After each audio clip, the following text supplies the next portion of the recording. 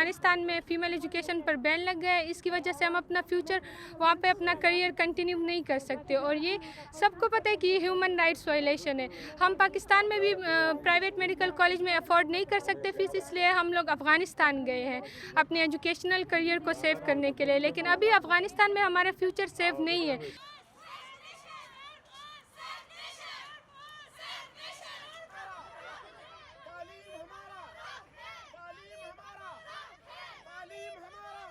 We are going to be a doctor in the future. تو doctor تو ایک ایسا فیلڈ ہے کیونکہ کل کی جو ہم ہیں، ہم گائنوکالوجسٹ بنیں گے، ہماری فیمیلز ہوں گی، ہم ان کا علاج کریں گے، rather than in order to go to the male doctors. تو فیمیل ڈاکٹرز تو فیمیل کے لیے بہت اچھی ہے نا، as far as their conservative mind is concerned. ان کو بھی میں یہ کہنا چاہوں گی کہ آپ اپنے ان خول سے نکلیں اور فیمیل کو ایجوکیشن پرووائڈ کریں۔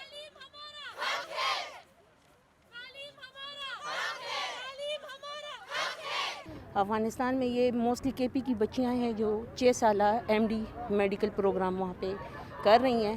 اب مسئلہ یہ ہے کہ ان کا فائنل سیمسٹر، کسی کا فائنل ٹرم ہونے والے تھے اور اس دوران وہاں پہ بین لگ گیا ہے۔ ہماری حکومت سے اپیل ہے کہ ان بچوں کو پاکستان کے سرکاری اداروں میں اکاموڈیٹ کیا جائے، کیونکہ یہ بچے پرائیویٹ سیکٹر کی فیس افورڈ نہیں کر سکتے۔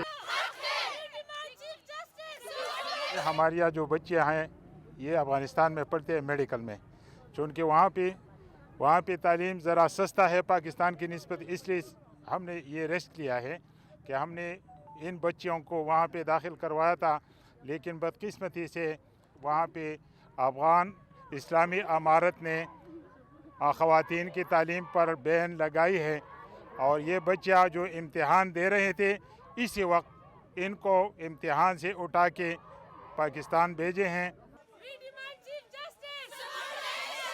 افغان حکومت بچیوں کو اکاموڈیٹ کرے۔ ہماری ان سے بھی یہی ریکویسٹ رہے گی کہ چونکہ یہ باپردہ خواتین ہیں، انہوں نے آج تک وہاں کی کوئی رول وائلیشن نہیں کی، ہم ان کے حق میں ہیں، ہم ان کے ساتھ ہیں، ہمیں کسی سے کوئی ایشو نہیں ہے، کیونکہ بچے تقریباً پچھلے 1 سال سے بھی ان کے دور حکومت میں بھی بچیاں پڑھتی رہی ہیں۔